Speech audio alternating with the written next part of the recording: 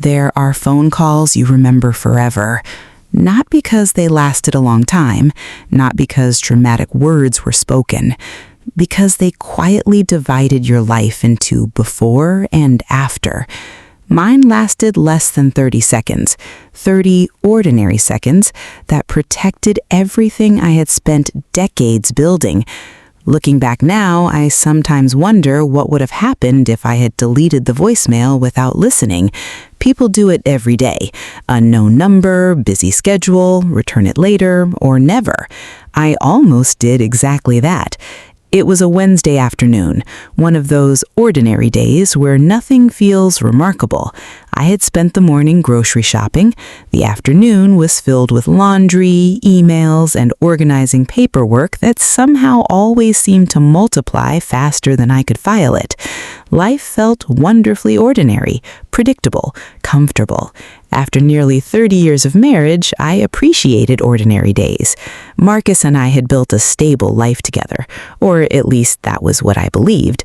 We owned a comfortable home, we had retirement savings, investment accounts, college funds had already served their purpose years earlier. Our son was building his own successful career. For the first time in decades, I felt as though life had finally become less about surviving and more about enjoying what we'd built. I remember placing my phone on the kitchen counter while folding towels. It buzzed once, then stopped. A missed call. The number looked vaguely familiar. I almost ignored it. Almost. Instead, I pressed voicemail. The recording began immediately. Mrs. Carter. The voice sounded calm, professional, familiar somehow. When you have a moment, I'd appreciate speaking with you privately regarding your accounts. A brief pause. Please contact me at your convenience. That was it. No urgency, no panic, no dramatic warning, just calm professionalism. Yet something about his tone unsettled me immediately. I listened again, slower this time, trying to recognize the voice. Then I remembered, the local bank manager. We had met once, maybe twice, mostly during paperwork for a certificate of deposit several years earlier. He wasn't someone who called socially or casually. Bank managers simply don't telephone customers asking for private conversations without reason, at least not in my experience.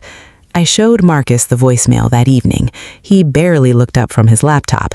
It's probably marketing. His answer came quickly, dismissively. They're always trying to sell investment products.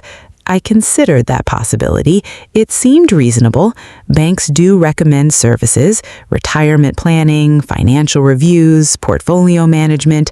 Perhaps that's all this was. Yet something continued bothering me. Not the words, the tone. The voice carried something I couldn't quite identify. Not fear, not urgency. Concern. Measured concern. The distinction mattered, enough that I couldn't ignore it. The next morning, I drove to the bank. Without an appointment, without calling ahead, I simply walked inside. The familiar smell greeted me immediately. Fresh coffee, polished wood, clean carpet, the quiet efficiency unique to financial institutions. Customers stood in line, tellers smiled politely. Everything appeared completely normal, which somehow made me feel even more nervous.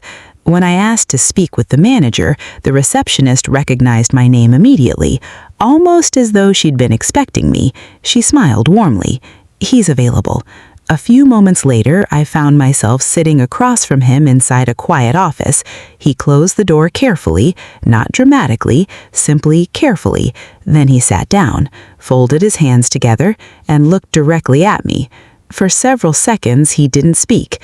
The silence felt intentional, respectful, almost cautious. Finally, he began. Mrs. Carter.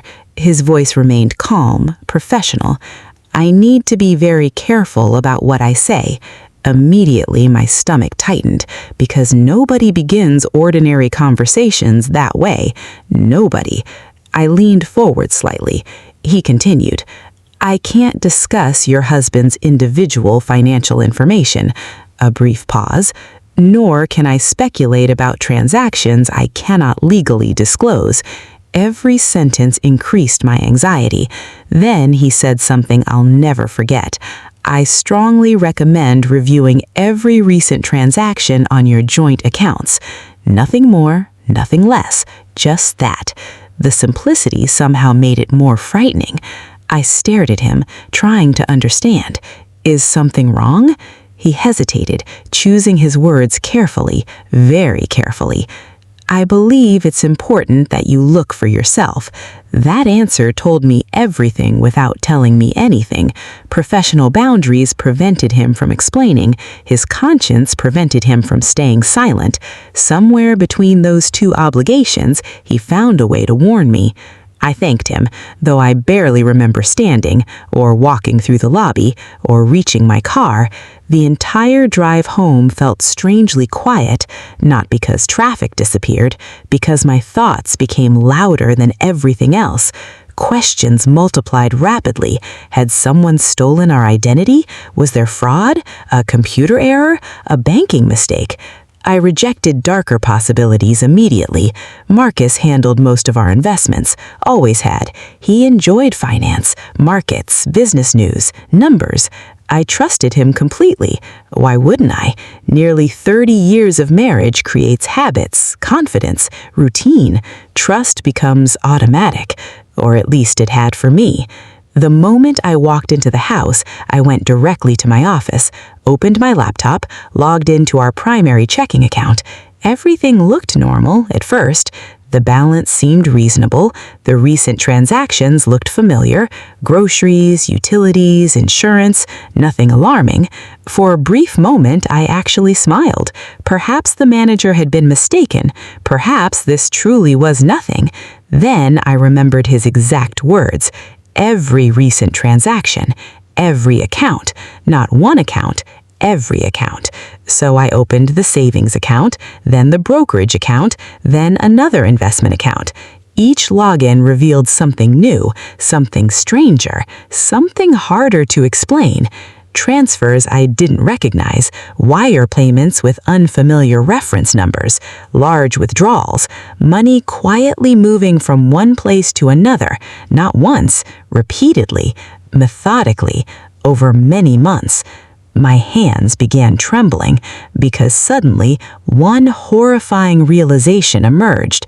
These weren't isolated mistakes. Someone had been carefully rearranging our financial life, and for the first time in nearly 30 years of marriage, I wasn't certain I knew who that someone was. I refreshed the screen 3 times, then a 4th. Not because I expected the numbers to change, because my mind refused to accept what my eyes were seeing. Surely I had opened the wrong account. Surely I had clicked the wrong transaction history. Surely there had to be some simple explanation. There wasn't. The transfers remained exactly where they had been moments earlier. Quiet, methodical, unmistakable. For several minutes, I simply stared, watching numbers that suddenly looked unfamiliar. Not because I didn't recognize the accounts, because I didn't recognize the activity inside them. The realization unsettled me immediately. I opened another investment account, then another. Each one revealed a similar pattern. Money moving, quietly, regularly, without my knowledge. Some transfers were relatively small, $5,000, $8,000, $12,000. Others made my heart race, $50,000, $75,000. One transfer exceeded $100,000. I physically leaned closer to the screen, trying to understand, trying to find context, trying to remember authorizing anything remotely similar. Nothing came to mind. Nothing. I opened the transaction details, recipient accounts, reference numbers, authorization methods. The deeper I looked, the less sense everything made. Some transfers referenced businesses I'd never heard of. Others listed account numbers with no descriptive names at all. Several wire payments carried vague notes: investment allocation, business capital, operating reserve. The wording sounded official, professional, yet strangely empty, like labels designed to avoid questions rather than answer them. My stomach tightened. I printed everything, page after page. The printer hummed steadily while my thoughts raced faster than I could organize them. When it finally stopped, a thick stack of paper sat beside me. Years of financial history, or perhaps 18 months, because that timeline kept repeating. 18 months. Almost every unusual transaction began around the same period, not before, not after, during those 18 months. The pattern felt deliberate, very deliberate. I spread the statements across the dining room table, highlighting transfers, circling unfamiliar names, writing notes in the margins. Hours passed without me noticing. By late afternoon, the dining room no longer resembled part of a home. It looked like an investigation. Every document seemed connected somehow. I simply couldn't see the complete picture yet. Then something caught my attention. One investment account, an account I barely remembered opening years earlier. The balance looked surprisingly low, far lower than I expected. I opened the detailed history. Immediately my pulse accelerated. Large transfers, repeated withdrawals, automatic liquidations of investments, money leaving steadily, month after month. Whoever managed the account had been converting long-term investments into cash, quietly, carefully. The realization frightened me more than the checking account ever could, because investment accounts aren't touched casually. People disturb them for major reasons: retirement, medical emergencies, large purchases, or serious financial trouble. I whispered the last possibility aloud. No. The word barely escaped my lips because I still wasn't ready to believe it. Marcus always appeared financially confident, organized, knowledgeable. He read financial newspapers every morning, watched market reports, discussed investment strategies over dinner. Friends frequently asked him for advice. The image didn't match what I was seeing, not even remotely. Around 5 o'clock, I heard Marcus's car pull into the driveway. Normally, that sound brought comfort, routine, familiarity. That evening, it filled me with apprehension. I quickly gathered the documents into neat stacks, not because I wanted to hide them, because I wanted control, at least over something. Marcus walked through the front door carrying his briefcase. He smiled. "Hey." His greeting sounded perfectly ordinary, the same greeting I'd heard thousands of times before. I answered quietly, "We need to talk." The smile faded slightly, not completely, just enough. He set down his briefcase, removed his jacket, then looked toward the dining room. The papers immediately caught his attention. His eyes moved from the statements to me, then back again. What happened? I didn't answer immediately. Instead, I handed him one of the highlighted pages. He glanced at it casually, then more carefully, then very carefully. His expression changed almost imperceptibly, a tiny tightening around his eyes, a slight hesitation before speaking. Small details, yet small details become obvious after 30 years of marriage.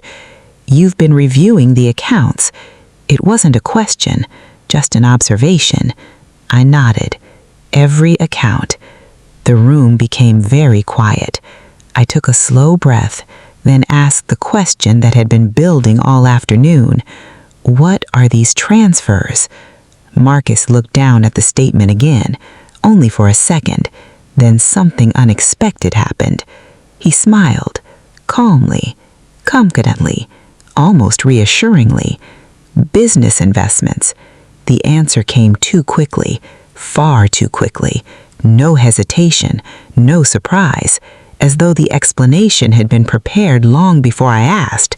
Something about it immediately felt wrong, not because business investments are unusual, because marriages aren't businesses. Major financial decisions involving joint savings aren't supposed to happen without conversations, especially not repeatedly, especially not involving hundreds of thousands of dollars. I kept my voice steady. What business investments? Marcus shrugged lightly. Some opportunities came up. Opportunities echoed in my mind. What opportunities? He walked into the kitchen, poured himself a glass of water. Buying time. I recognized the behavior instantly. Then he answered, some friends needed temporary financing. Friends. Another vague answer. Another incomplete explanation. I followed him. Which friends? He sipped the water before responding.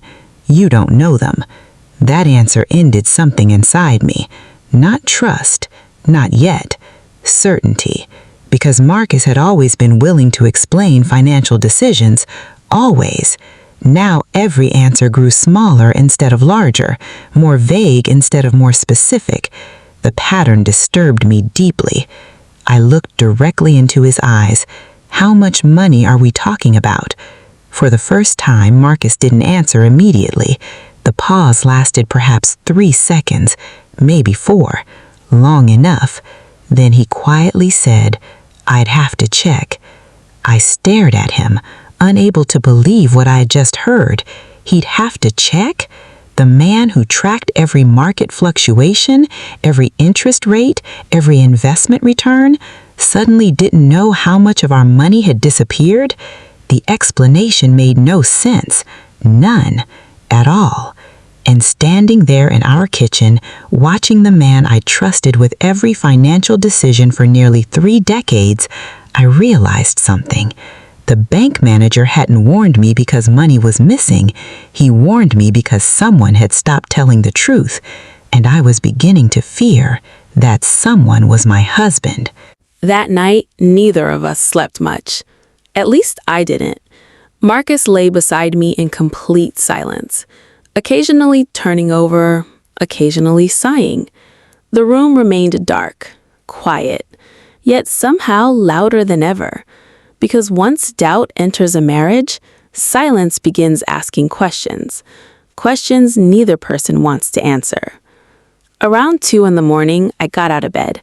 I walked downstairs, made a cup of coffee I didn't really want, then sat alone in the living room. The account statements rested exactly where I'd left them, waiting, patiently, almost accusingly.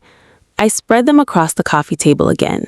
This time, I wasn't searching for explanations. I was searching for patterns. There had to be one.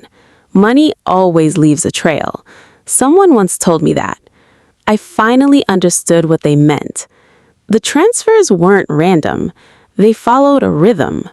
Every few weeks, another withdrawal, another wire transfer, another movement of money, almost like clockwork. The consistency unsettled me, because consistency requires planning. Planning requires intention, and intention changes everything.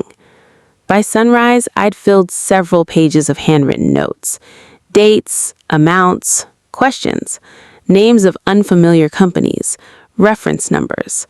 One name appeared repeatedly, a consulting company I'd never heard Marcus mention. Another account received transfers almost every month, yet the account holder's name wasn't listed, only numbers, long strings of numbers. The secrecy felt deliberate, very deliberate. Marcus came downstairs around 7. He looked exhausted, older somehow. He noticed the papers immediately. "You've been up all night?" I nodded. "I have questions." He poured himself coffee, avoiding eye contact. "I told you yesterday, they're investments." I shook my head slowly. "No." I slid one statement toward him. "These aren't explanations. They're labels." Marcus frowned. "What does that mean?" "It means writing business investment on a transfer doesn't explain anything." The room fell quiet again. I pointed toward another highlighted section. "Who owns this company?" Silence. "What company?" I read the name aloud. Marcus stared at the page, then answered quietly. A friend's business. Which friend? Another pause. David. I searched my memory. David. We knew 3 men named David. 2 had retired years earlier. The third owned a small construction company. David who? Marcus hesitated, then answered. You wouldn't know him. The response irritated me immediately. Marcus. My voice remained calm, but much firmer. Apparently, he's managing hundreds of thousands of dollars connected to our family. I think I should know his last name. Marcus rubbed the back of his neck, a habit he had whenever conversations became uncomfortable. It's complicated. I stared at him. No, it's actually very simple. I asked a straightforward question. The silence that followed felt heavier than any we'd shared before. Eventually, he answered. David Reynolds. The name meant nothing to me. Absolutely nothing, which created another question. How did he become connected to our retirement savings? Marcus looked away.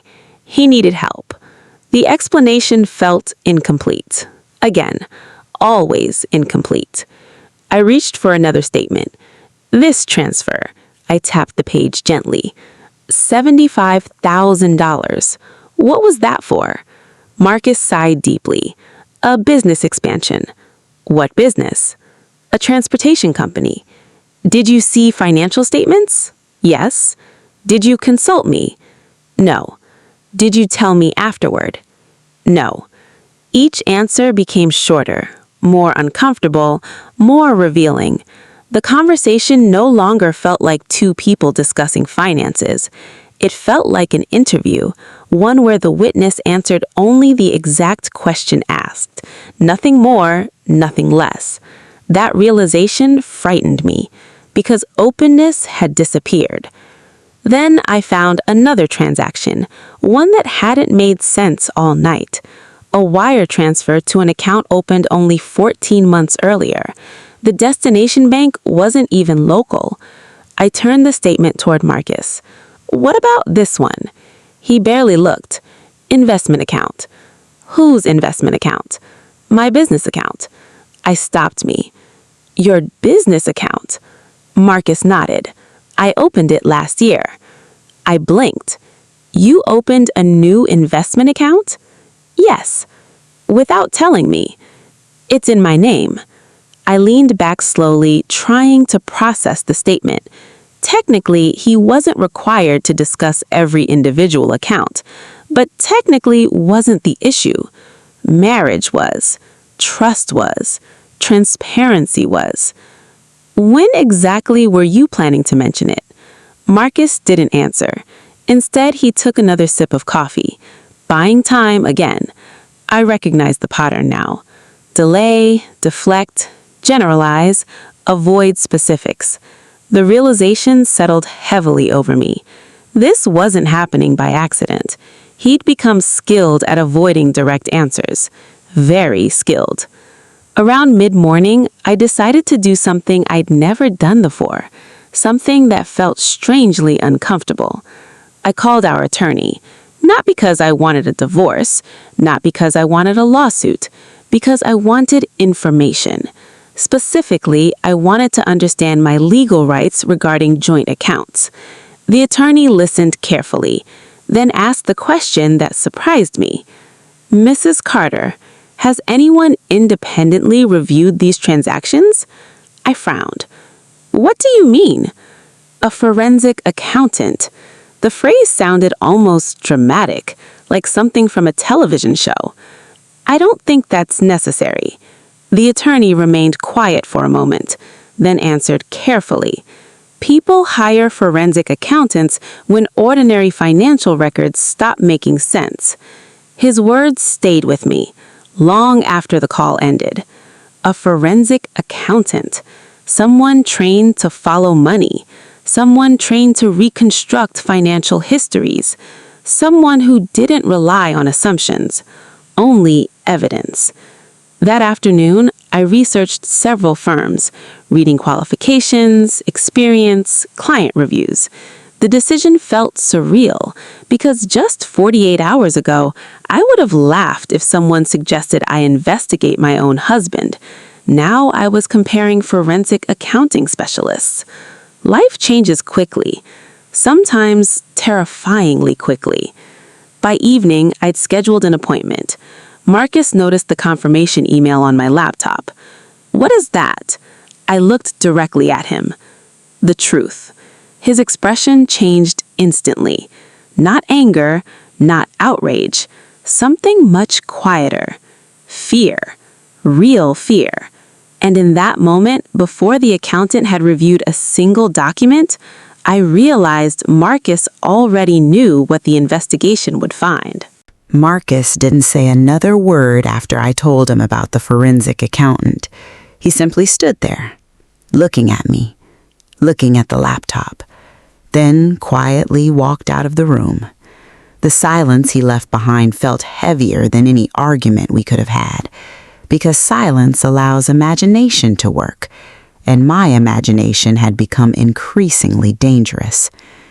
That night, I found myself replaying years of conversations, small moments, comments that once seemed harmless, business dinners, weekend meetings, unexpected phone calls, late-night emails, financial discussions that ended with Marcus saying the same familiar sentence, "I'll handle it."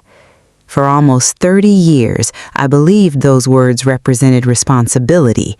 Now, I wondered if they had become a shield, a convenient way to prevent questions. The realization unsettled me deeply, because trust doesn't disappear in one dramatic moment. It erodes, quietly, one unanswered question at a time. The appointment with the forensic accountant was scheduled for Friday morning. Those 2 days felt endless. Marcus became unusually quiet, polite even. He offered to cook dinner, folded laundry, asked if I needed anything from the grocery store. The kindness should have comforted me. Instead, it confused me, because I couldn't tell whether I was seeing genuine remorse or careful damage control. The uncertainty hurt more than certainty ever could. Friday finally arrived. The accounting firm occupied the 5th floor of a downtown office building. Simple, professional, no unnecessary decoration. Everything about the office reflected precision, organization, attention to detail. The receptionist welcomed me warmly before leading me into a conference room. A few moments later, a woman entered carrying a legal pad and a laptop. She introduced herself. "My name is Laura Bennett." Her handshake was firm, confident. The confidence immediately reassured me, not because she promised answers, because she promised evidence, and evidence was exactly what I needed. She listened without interrupting while I explained everything: the voicemail, the bank manager, the account statements, Marcus's explanations, or lack of them. When I finished, she nodded thoughtfully, then asked a question I hadn't expected. "Mrs. Carter, has your husband ever asked you to sign financial documents quickly?" I frowned. "Sometimes." "Did you always read them?" The question caught me off guard. I wanted to answer yes, I truly did. Instead, honesty won. "Not always." Laura nodded again. No judgment, just another note on her legal pad. That's more common than people realize. The sentence stayed with me, because suddenly I remembered dozens of evenings, Marcus arriving home with paperwork, just routine documents, tax forms, bank updates, investment renewals. I trusted him, signed where he pointed, rarely asking questions. Not because I was careless, because I believed marriage meant partnership. The memory suddenly felt different, much different. Laura opened one of the account statements, then another. Within minutes, she noticed things I had completely missed. "This transfer," she pointed to a wire payment, "it originated from your joint investment account." I nodded. She continued, "But it wasn't transferred directly to the recipient." I leaned closer. What do you mean? It moved through an intermediate account first. The explanation confused me. Why would someone do that? Laura remained thoughtful. There are legitimate reasons. A pause. And illegitimate ones. The answer wasn't comforting. She examined another page, then another. Soon, colored sticky notes covered nearly every statement, yellow, blue, pink, each marking another question, another inconsistency, another unexplained movement of money. Watching her work felt surreal, because in less than an hour, she'd identified more concerns than I had found in 2 days. Eventually, she closed the folder, then looked directly at me. I'd like copies of every financial document you can obtain. Everything? She nodded. Everything. Bank statements, investment records, tax returns, loan agreements, property documents, insurance files, business correspondence, anything connected to your finances. The list seemed overwhelming, almost impossible.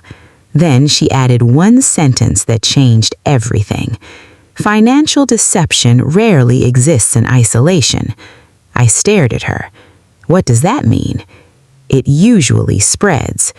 The room became very quiet because I understood immediately. If Marcus hid one thing, what else had he hidden? Driving home, my thoughts refused to slow down. The possibilities multiplied with every mile. By the time I reached the house, determination had replaced confusion.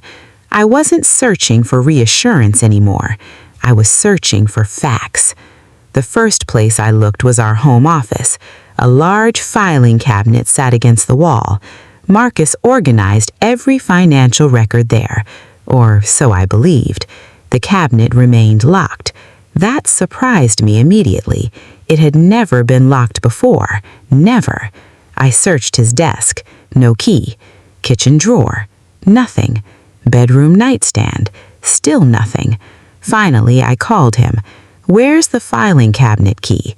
A long pause answered first. Then, because I need our financial records. I can get whatever you need. No. My voice remained calm. I'll get them myself. Another silence. Longer this time. Finally, he answered. I don't remember where the key is. The response sounded rehearsed, too smooth, too convenient. I thanked him, hung up, then looked at the locked cabinet. For years it represented organization. Now it represented access, or rather, the lack of it. The symbolism wasn't lost on me. That evening I returned to the bank, not to speak with the manager, to request copies. Every statement, every authorization form, every document connected to our joint accounts. If the filing cabinet remained closed, I would build the financial history another way. And as I carried a growing stack of copied records back to my car, one realization became impossible to ignore. Marcus wasn't trying to explain the transactions anymore. He was trying to control the information. And those are two very different things. By the beginning of the following week, my dining room had disappeared. Not physically, emotionally. The table where our family once celebrated birthdays and holiday dinners had become an investigation center. Stacks of bank statements covered every surface. Investment reports, wire confirmations, loan summaries, property records, color-coded folders, legal pads filled with handwritten notes, highlighters, sticky notes. What had once been our home now looked like the temporary office of someone trying to reconstruct 18 months of missing history. In many ways, that's exactly what it was. Laura returned on Tuesday afternoon carrying another box of documents. She set everything carefully on the table, then smiled politely. I think we're starting to see the picture. The words should have reassured me.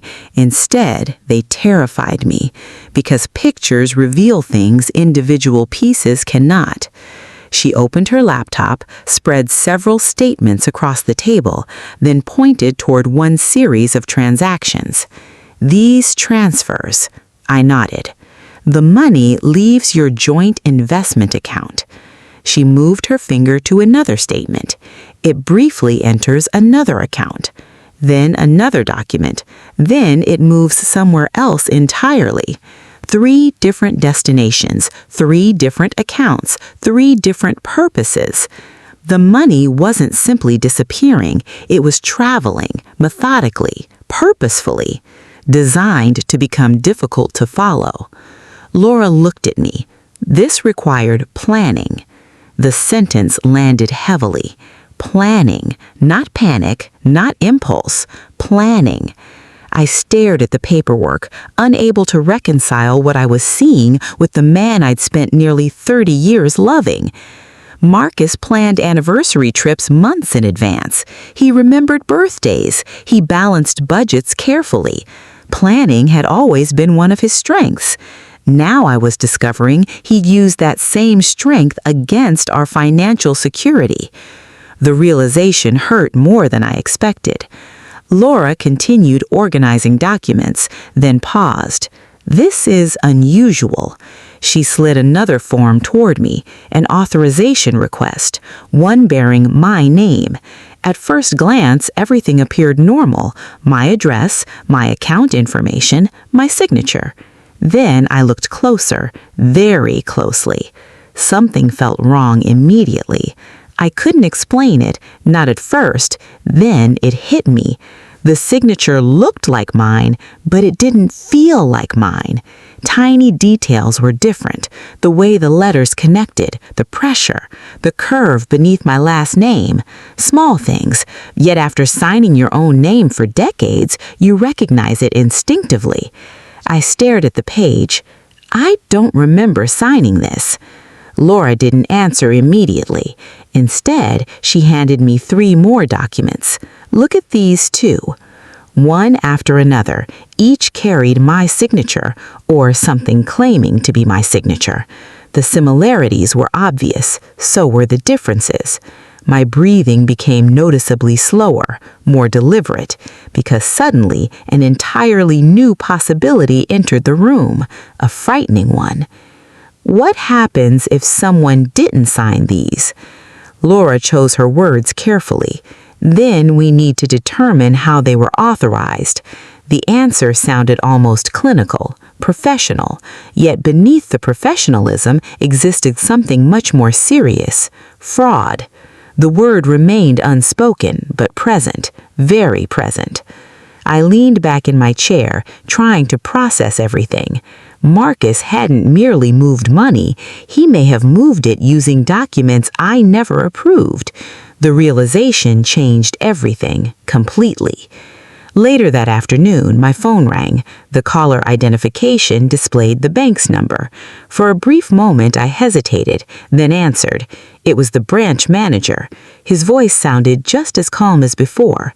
"Mrs. Carter? I wanted to let you know our compliance department has begun reviewing several transactions." I closed my eyes. What does that mean? It means we've identified activity that requires additional verification. His wording remained careful, measured, professional. I appreciated that. He wasn't making accusations, he was describing a process. Still, the implications were obvious. The bank saw enough irregularities to investigate. That fact alone spoke volumes. I thanked him for calling, then sat quietly for several minutes after hanging up. The investigation was no longer only mine. The bank was looking too. That changed the landscape completely. When Marcus arrived home that evening, he immediately sensed something had shifted. What happened? I looked at him calmly. The bank opened an internal review. His expression froze, only for a second, but I saw it. Fear. Real fear. Not annoyance, not frustration. Fear. What kind of review? I answered honestly. They're verifying several transactions. Marcus looked away immediately, toward the kitchen window, anywhere except at me. I wouldn't worry. The sentence sounded strangely hollow. I think it's probably routine. Routine, the same word he'd used about the voicemail, the same word he'd used about the transfers. Routine had become his favorite explanation. Unfortunately, nothing felt routine anymore. I reached into the folder beside me, removed one authorization form, then placed it gently on the table. "Did you watch me sign this?" Marcus looked down. His face remained remarkably controlled. "Probably." "Probably?" The answer chilled me. "You don't remember?" "I signed a lot of paperwork over the years." "So did I." I pointed toward the signature. "I don't believe this is mine." Silence. Not denial, not surprise, just silence. The absence of an immediate response frightened me more than any argument could have, because innocent people usually react quickly. Confusion, disbelief, questions. Marcus simply stared at the document. Finally, he spoke. "You signed a lot of things." Again, vague, general, careful, never specific. I folded the document slowly, returned it to the folder, then looked directly at him. "I've stopped asking what happened." Marcus frowned slightly. "What do you mean?" "It means I'm no longer looking for explanations." I paused. "I'm looking for evidence." The words lingered between us, heavy, final. For the first time since this nightmare began, Marcus seemed to understand something important. The conversation was no longer about convincing me. It was about proving the truth. And evidence doesn't care who tells the better story. It only cares about facts. As I watched the color slowly fade from Marcus's face, I realized something. Whatever financial world he had spent 18 months constructing, it was beginning to collapse under the weight of its own paperwork. The investigation officially began on a Thursday. Not mine. The bank's. That distinction mattered. Very much. Because until then, everything depended on what I could uncover, what I could understand, what I could prove. Now trained investigators entered the picture, people who reviewed financial records every day, people who recognized patterns ordinary customers never noticed, people whose job wasn't to trust explanations, it was to verify facts. For the first time since the bank manager's voicemail, I felt something unexpected. Relief. Small, fragile, but real. I wasn't carrying the weight alone anymore. 2 days later, Laura called. "I'd like you to come by the office." Her tone sounded professional, steady, not alarming. Still, my pulse quickened. By now, I'd learned that calm voices often delivered life-changing information. When I arrived, several folders sat neatly arranged across the conference table. Laura waited until I sat down, then opened the first folder. "We've identified multiple categories of concern." The wording felt clinical, almost detached. Perhaps that was intentional. Emotion complicates investigations. Facts simplify them. She slid several documents toward me. The first involves personal guarantees. I frowned. Personal guarantees? Laura nodded. When someone guarantees a business loan, they're personally agreeing to repay the debt if the business cannot. I understood the concept. What I didn't understand was why she was explaining it to me. Then she continued. Marcus signed as guarantor. The room became quiet. I stared at the paperwork. There are several guarantees. Another page appeared, then another. Another business, another loan, another guarantee. The amounts varied, some relatively modest, others staggering. Together, they represented hundreds of thousands of dollars. I looked at Laura. I've never heard of these businesses. I don't believe you're supposed to. The answer felt painfully accurate. She pointed toward company names, restaurants, construction firms, transportation companies, a small manufacturing business, each one connected by a single detail. Marcus knew the owners personally, friends, business acquaintances, people he'd apparently trusted enough to risk our financial security without ever telling me. The realization left me speechless. Laura continued carefully. Several of these businesses failed. I nodded slowly. The loans became due. Another pause. Marcus began moving joint assets. Everything suddenly connected. The transfers, the withdrawals, the disappearing investments.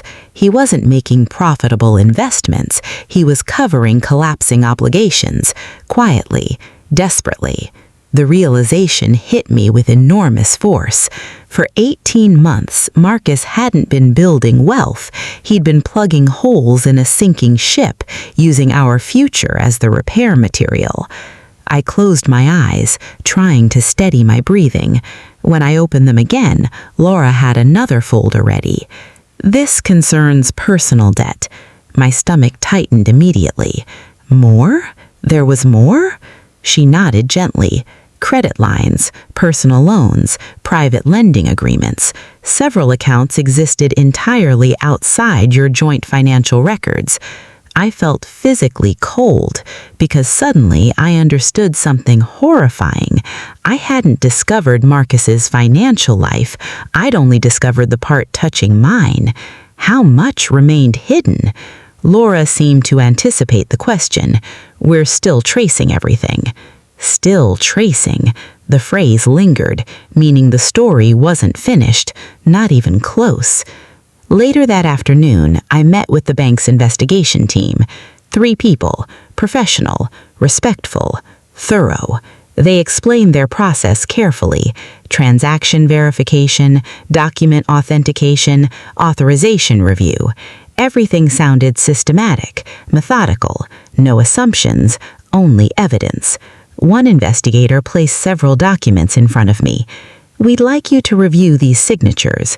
There they were again, forms bearing my name, my handwriting, or something very close to it. One by one, I examined each signature. The longer I looked, the more certain I became. I didn't sign these. The investigator didn't react dramatically. He simply made a note, then asked another question. Has anyone ever asked you to sign blank documents? I thought carefully, then remembered.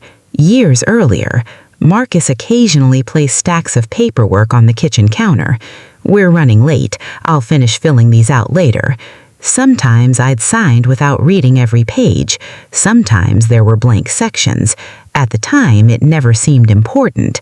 Now, every memory felt different, dangerous. The investigator nodded thoughtfully.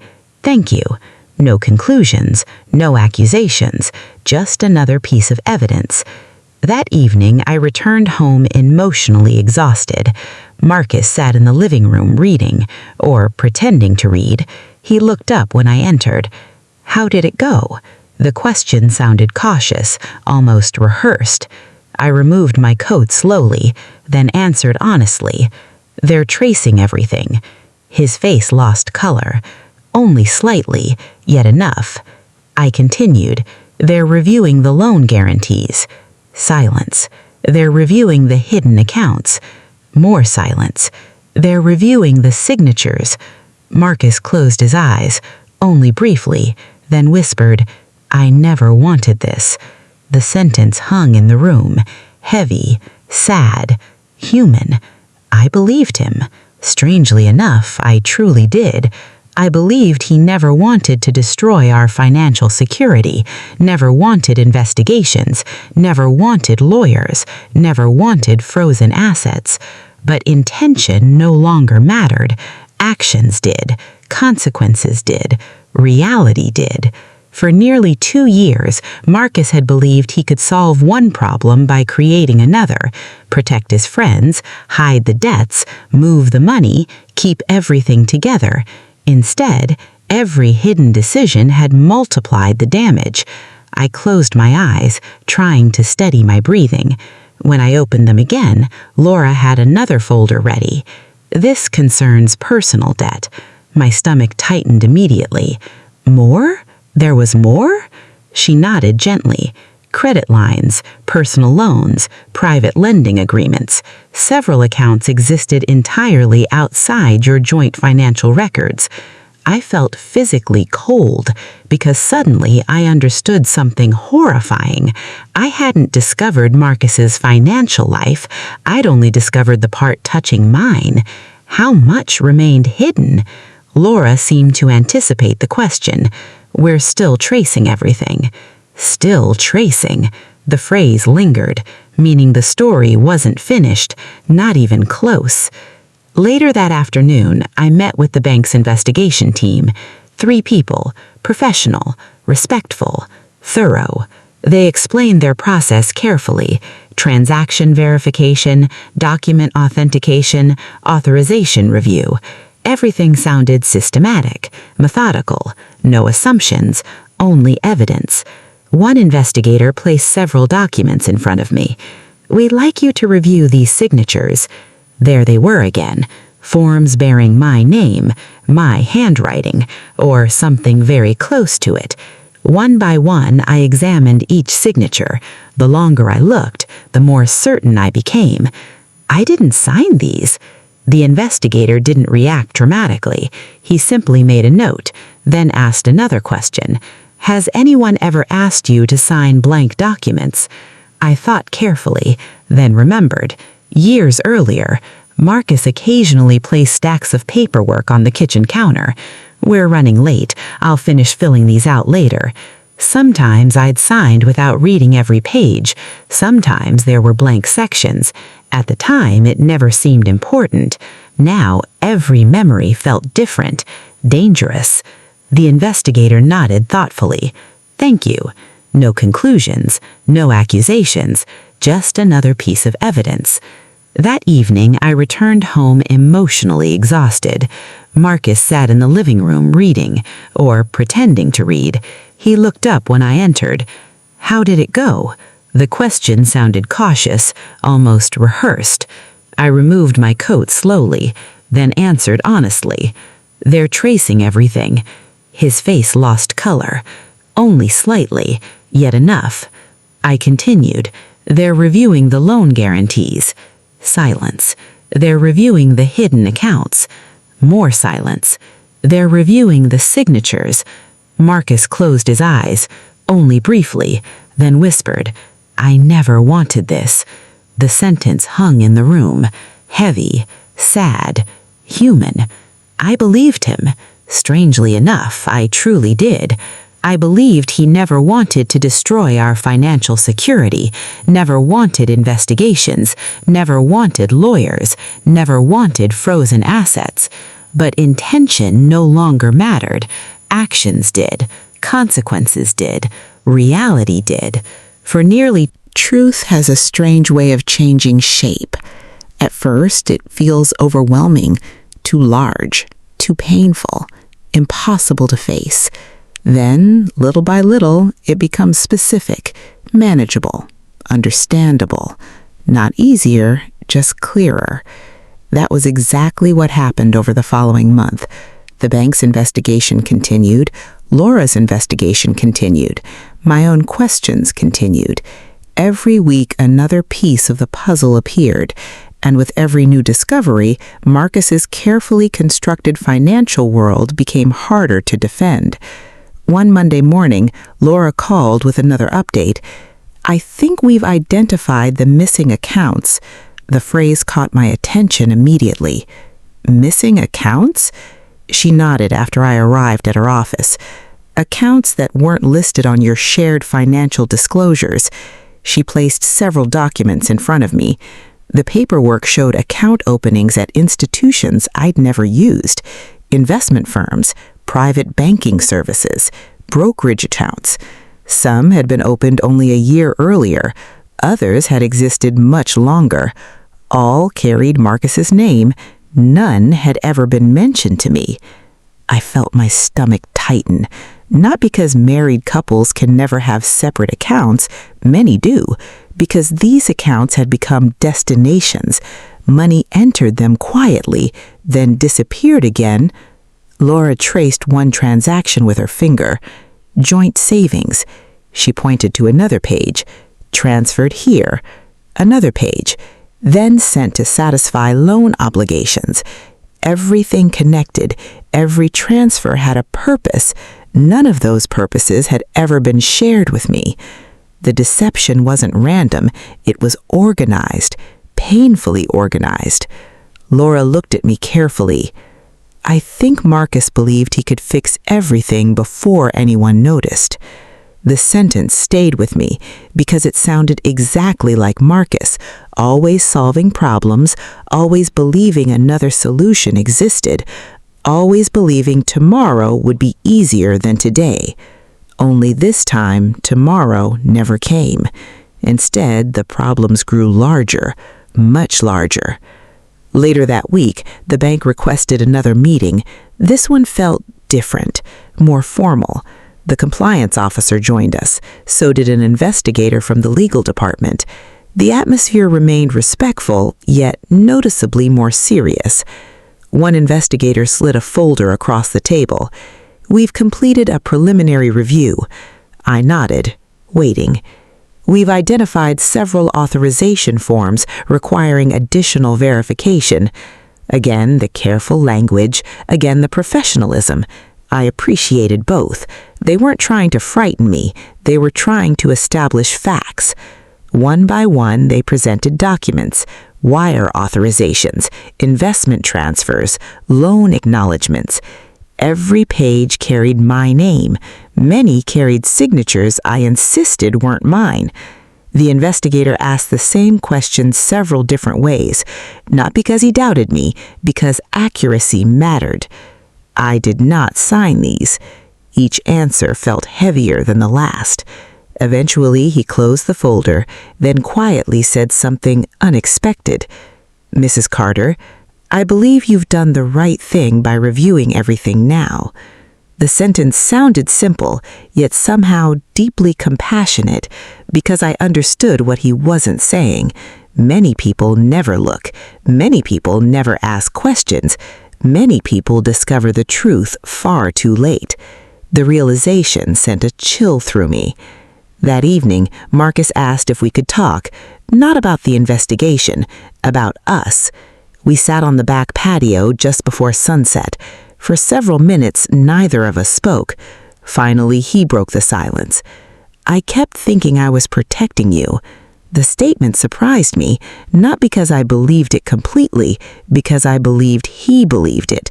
I looked at him. Protecting me from what? My mistakes. His answer came immediately. "I thought if I solved everything first, you'd never have to know." I considered the words carefully, then shook my head. "No." Marcus frowned slightly. "No? You weren't protecting me." I spoke gently, but honestly. "You were protecting yourself from having a difficult conversation." The truth landed between us, neither harsh nor cruel, simply accurate. Marcus lowered his eyes. For a long time he said nothing, then finally nodded. "I think you're right." It was the first time since this ordeal began that he accepted responsibility without offering another explanation.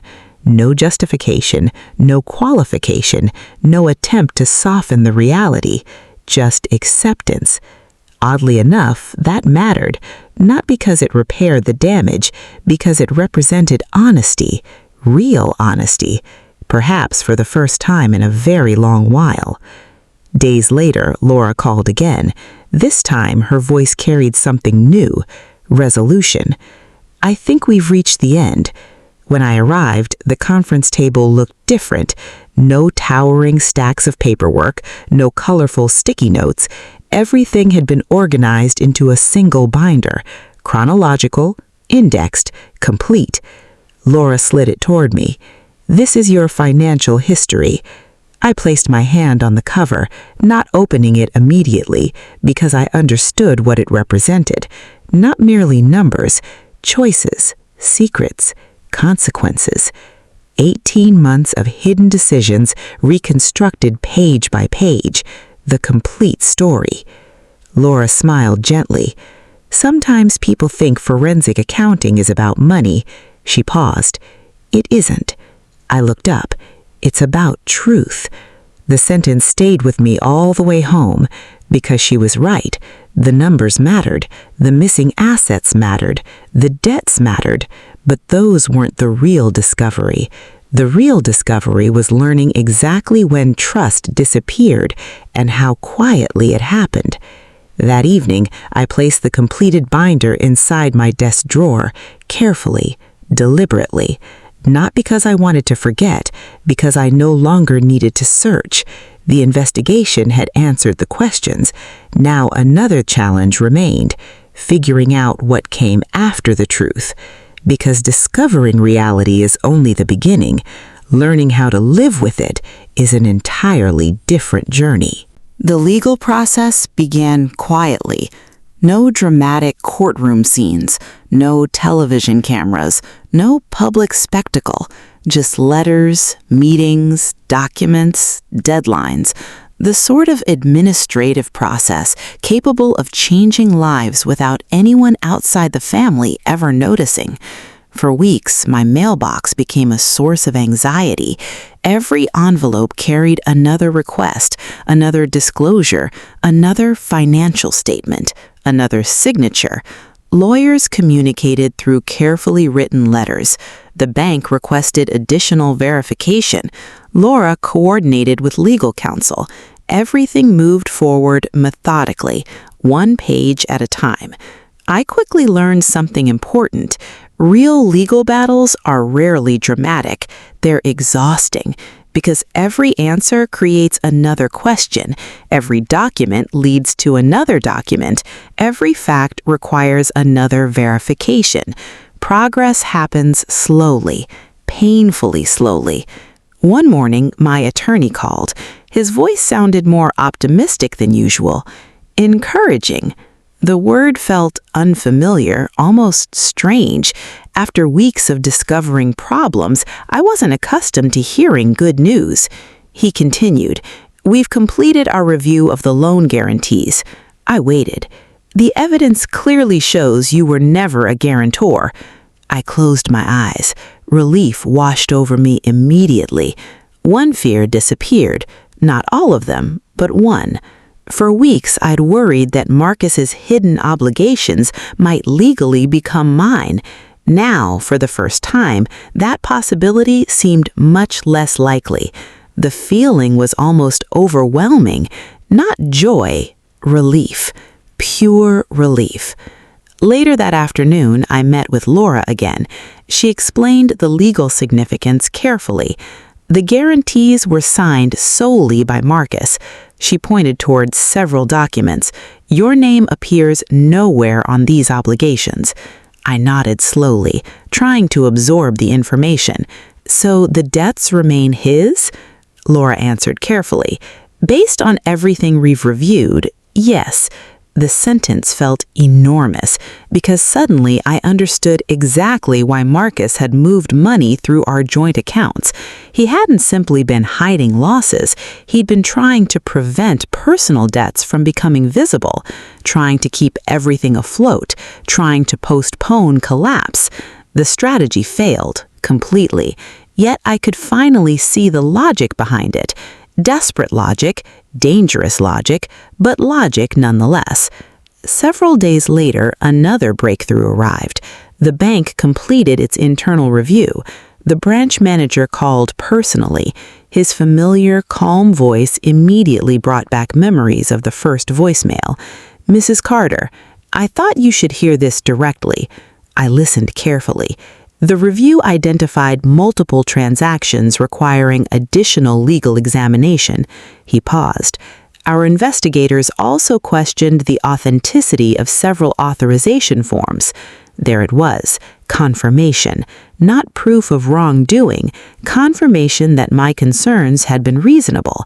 That mattered. More than I expected, because for weeks I'd questioned myself, wondered if I was overreacting, wondered if stress had clouded my judgment.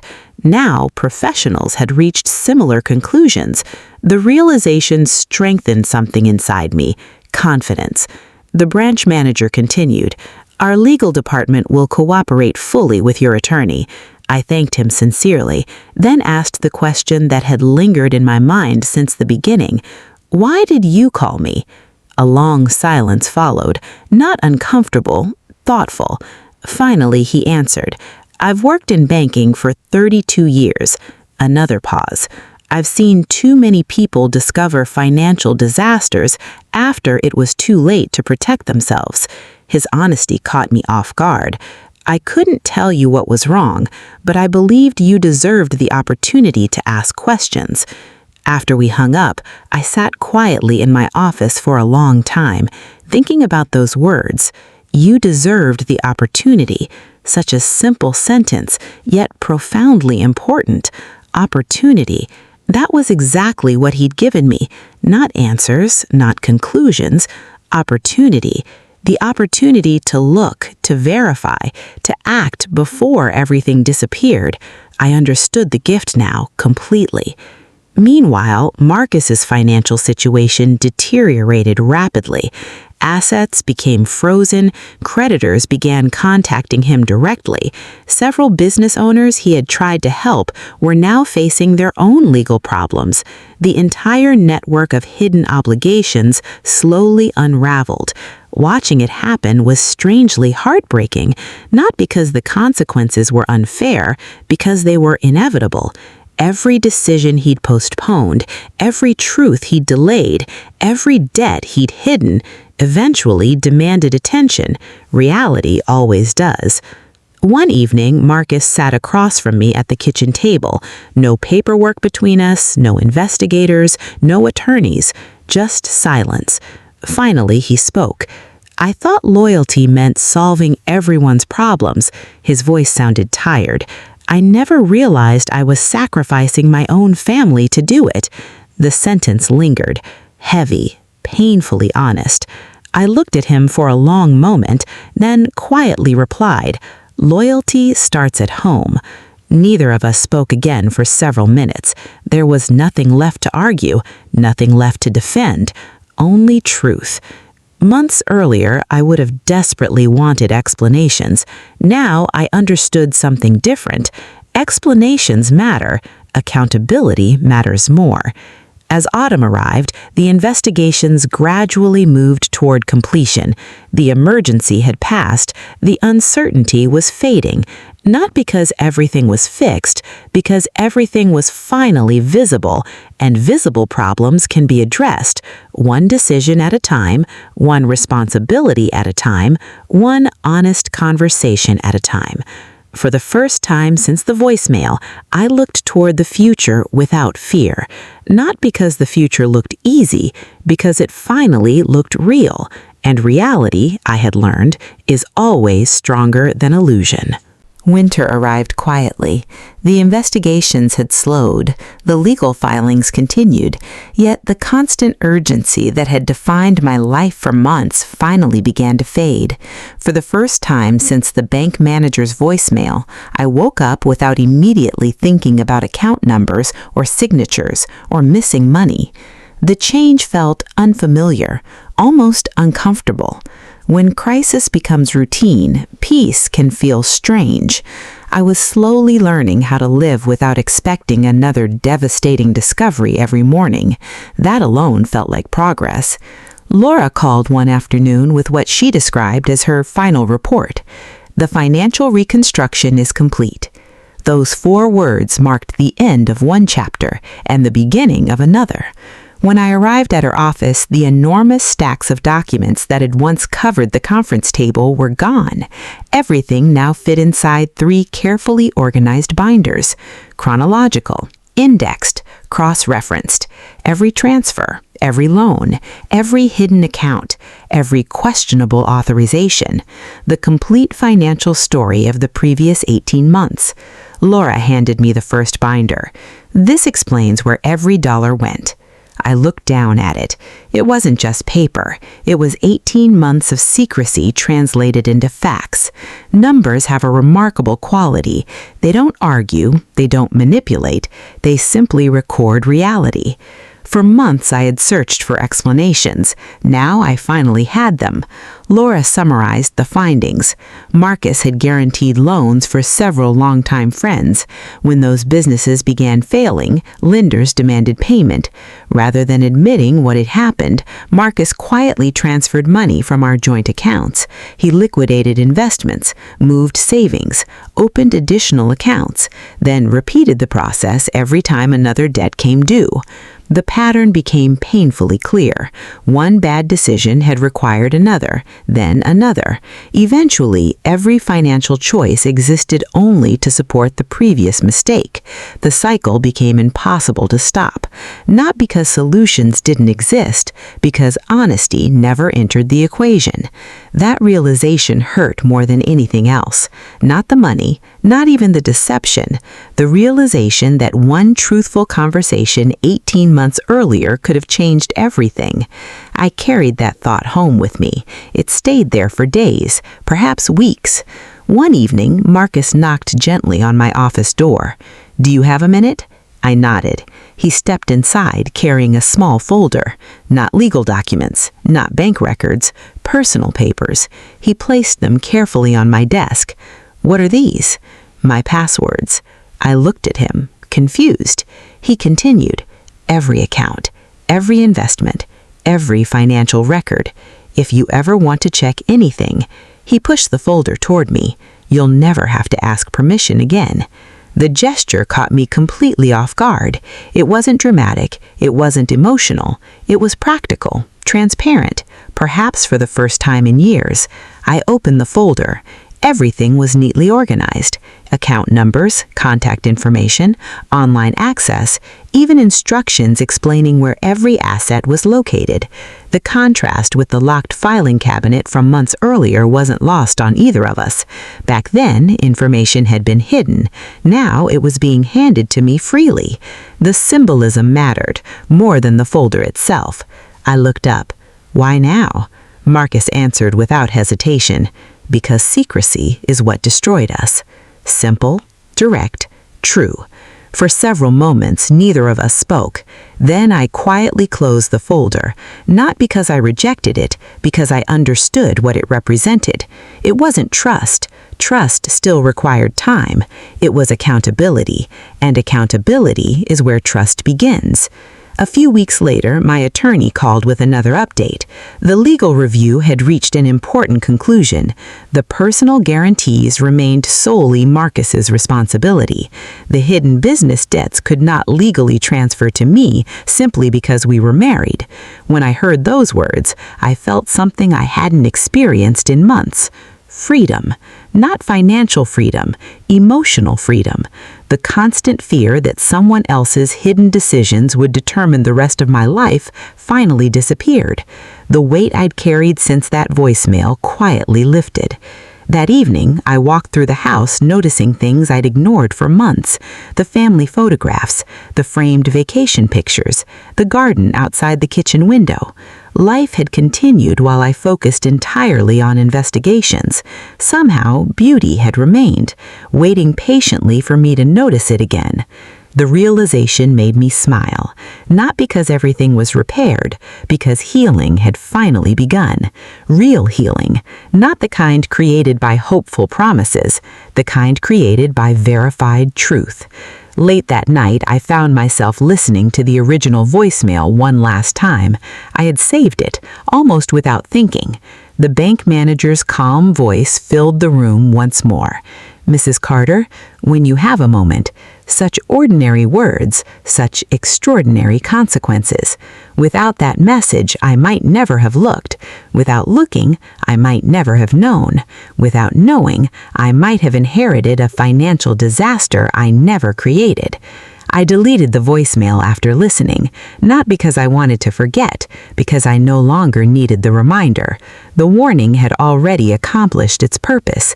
It had led me to the truth, and truth, I was beginning to understand, has a remarkable way of setting the future free. Spring arrived carrying something I hadn't felt in nearly a year. Normalcy. Not perfect normalcy. Life rarely returns exactly as it was. A different kind. one built on honesty instead of assumption. The investigations had concluded, the legal filings were nearly complete, the emergency meetings became less frequent, the constant phone calls finally stopped. For the first time in months, my calendar contained ordinary things again. Lunch with friends, a dentist appointment, gardening on Saturday morning. Simple routines, small blessings, the kind you don't fully appreciate until they've disappeared. I found myself enjoying quiet moments again. Morning coffee on the back patio, reading before bed, walking through the neighborhood without mentally reviewing bank statements. Those ordinary experiences felt extraordinary now, because peace has a different value after chaos. One afternoon, Laura invited me to her office one final time, not for another investigation, for closure. She handed me a thin folder, far smaller than the binders that had filled her office months earlier. Inside was a summary, a complete financial recovery plan, updated account structures, recommendations for future safeguards, practical advice. Nothing dramatic, just careful planning. She smiled. I always hope this is the last time I see clients like this. I smiled back. I hope so too. Before leaving, I asked the question that had lingered in my mind for months. How often does something like this happen? Laura thought for a moment. More often than people realize. The answer saddened me, not because it surprised me, because I now understood how easily it begins, not with criminal masterminds, not with elaborate conspiracies, with one secret, then another, until the truth becomes too heavy to carry. Driving home, I reflected on everything I'd learned. For most of my marriage, I believed trust meant never asking questions. I believed love meant assuming everything was fine. Now I understood something completely different. Trust isn't the absence of questions, it's the willingness to answer them honestly. The distinction changed everything. That evening, Marcus and I sat together on the back porch. The sun was beginning to set. The garden looked healthier than it had in years.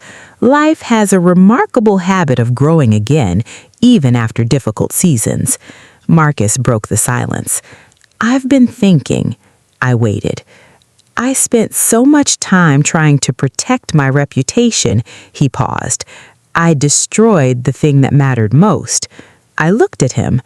Your reputation wasn't the thing you lost. He frowned slightly. What do you mean? You lost credibility. I spoke gently. But credibility can be rebuilt. I paused. Character is rebuilt by what you choose next. The words weren't planned. They simply emerged. Marcus nodded slowly. I finally understand the difference.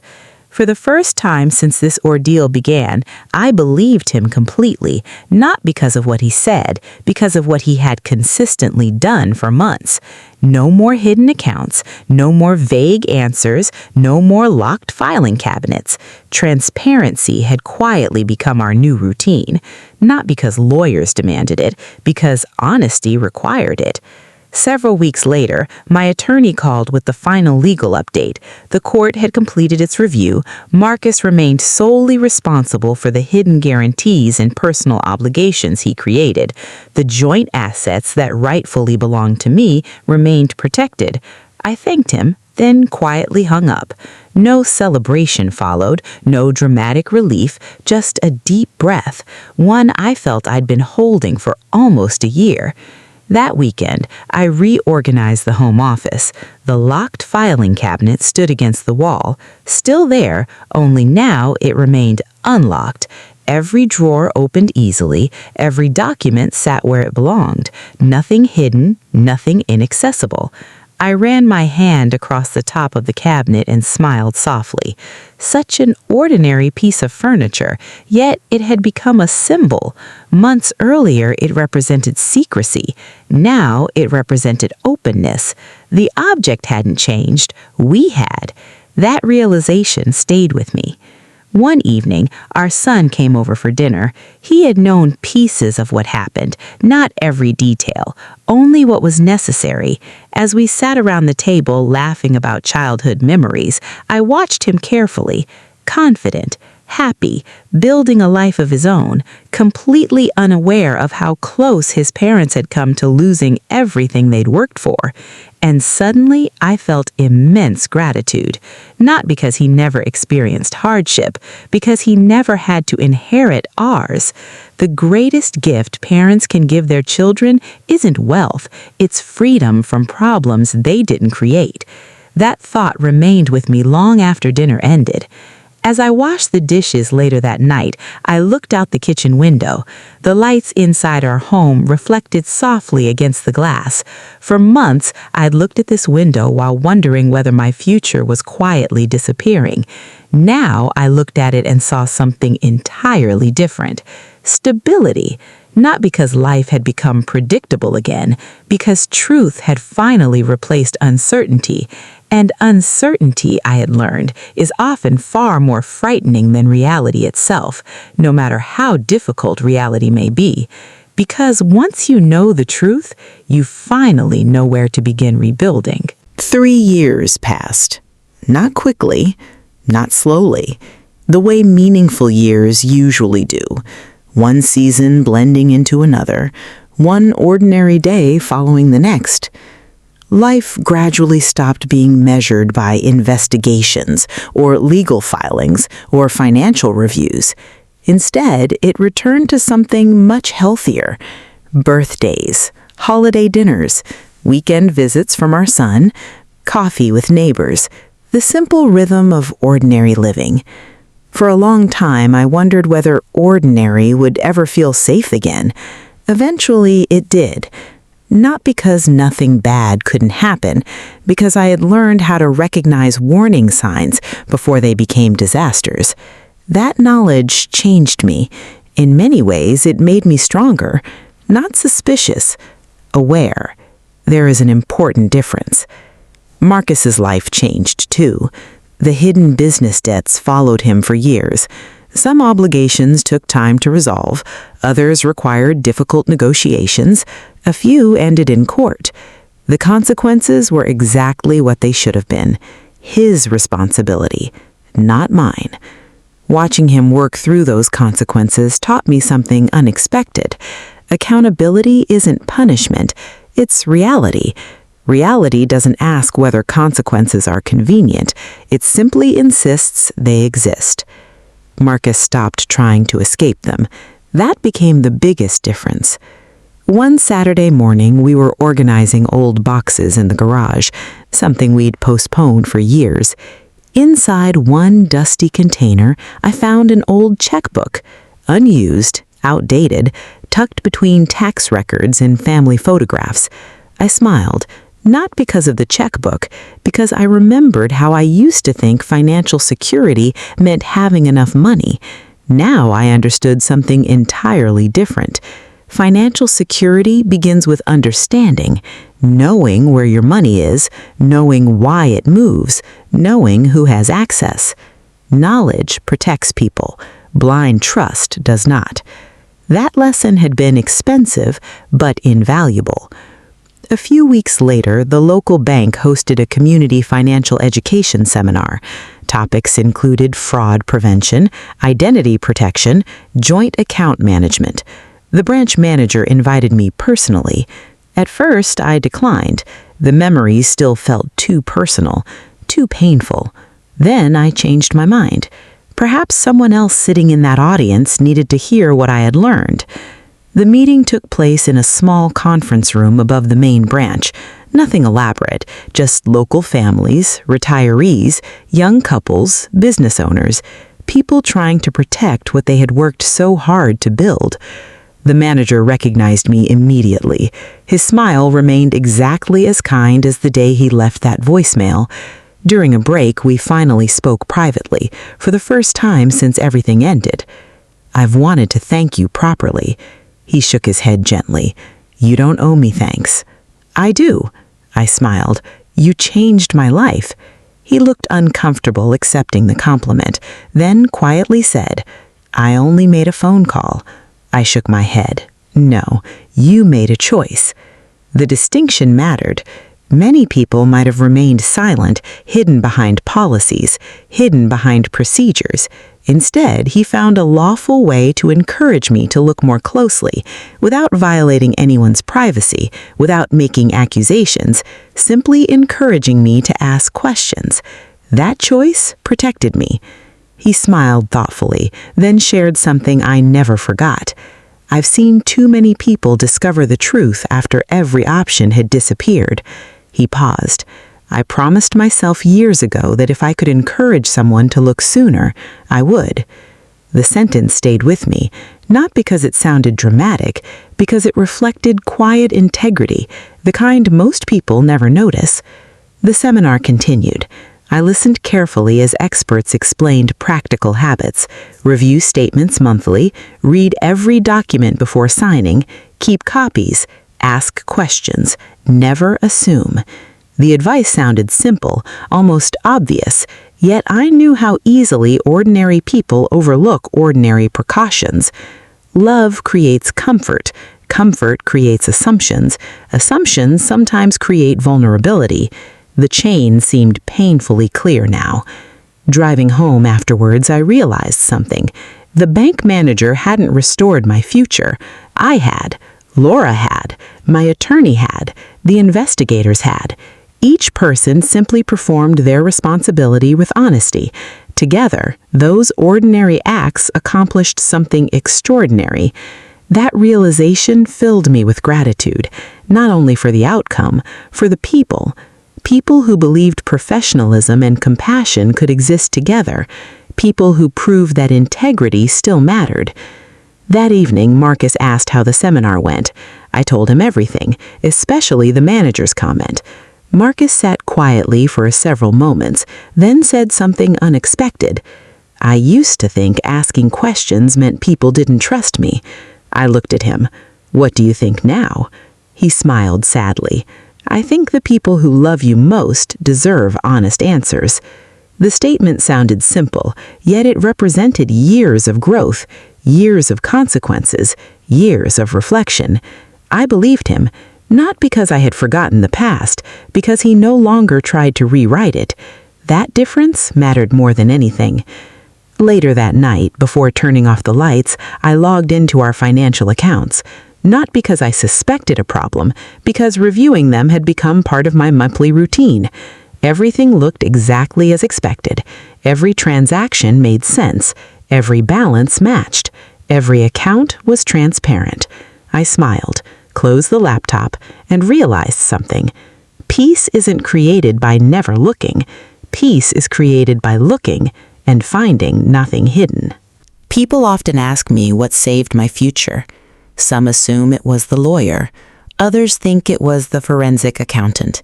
A few believe it was the legal system. All of them played important roles, but none of them came first.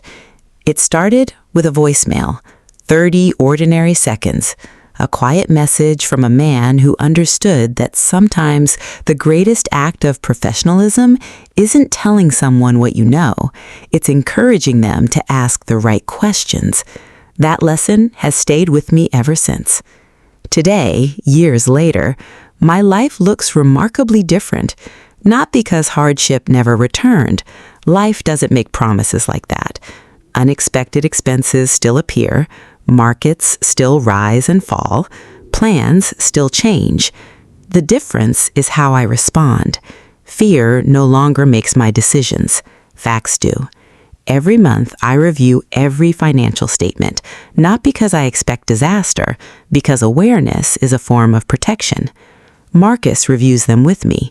Every account, every investment, every document, nothing hidden, nothing locked away. Some people might think that's excessive. I think it's healthy. Transparency isn't the opposite of trust. Transparency is one of the ways trust survives. That may be the greatest lesson our marriage ever taught me. People sometimes ask another question too. Did you ever forgive Marcus?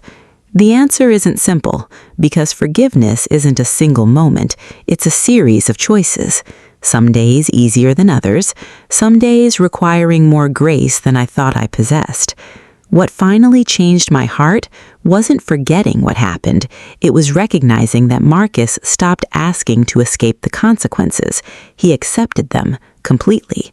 He paid debts that belonged to him, accepted legal responsibility, worked patiently to rebuild credibility, not through speeches, not through promises, through consistent actions, year after year. That consistency mattered because words can create hope, only actions create confidence. Our son often visits on Sunday afternoons. We eat lunch together, talk about work, laugh about childhood memories, plan family vacations, ordinary conversations, beautifully ordinary. Watching him build a secure future still fills me with gratitude, not because his life became perfect, because he never inherited financial burdens he didn't create. Parents spend years trying to leave something valuable behind. Sometimes that value isn't money. Sometimes it's protection. Sometimes it's wisdom. Sometimes it's simply breaking a cycle before it reaches the next generation. That realization brings me tremendous peace. Several months ago, I stopped by the bank to update some paperwork. The same branch, the same lobby, the same polished wooden counters. The branch manager was still there. His hair had become a little grayer, mine too. He recognized me immediately. We talked for a few minutes, mostly about ordinary things, retirement plans, community events, nothing dramatic. Before leaving, I thanked him one last time. This time, he didn't try to dismiss the compliment. Instead, he smiled warmly, then said something I'll carry with me forever. I've learned that people don't always need someone to solve their problems. He paused. They just need someone willing to remind them to look. Such simple words, yet they perfectly described everything that had happened. He never told me Marcus had done something wrong. He never accused anyone. He never violated confidentiality. He simply encouraged me to see my own financial life clearly. The truth did the rest. As I walked back to my car that afternoon, I realized how many lives are quietly changed by ordinary people doing the right thing. A bank manager making one careful phone call, a forensic accountant refusing to ignore inconsistencies, an attorney patiently explaining legal rights, investigators following evidence instead of assumptions. None of them considered themselves heroes, yet each one protected someone's future, including mine. When I returned home, I opened the drawer where I now keep one special folder. Inside are only a few papers: the final legal order, the financial recovery plan, a handwritten checklist titled Questions Worth Asking. That checklist has become more valuable than any investment statement.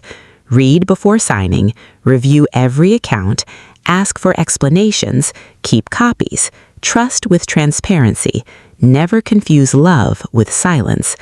The list isn't complicated, neither is the lesson. If something feels wrong, don't ignore it because asking questions feels uncomfortable. Discomfort lasts a moment, regret can last a lifetime. Looking back now, I don't think about the money Marcus moved. I think about the future that nearly slipped away unnoticed. The future protected by one voicemail, one conversation, one decision to pay attention instead of assuming everything was fine. That choice changed my life, not because it prevented hardship, because it prevented permanent loss. If my story leaves you with anything, I hope it's this: protect your peace by protecting your knowledge. Review your finances, read every document, never be afraid to ask questions, even when the answers might be difficult.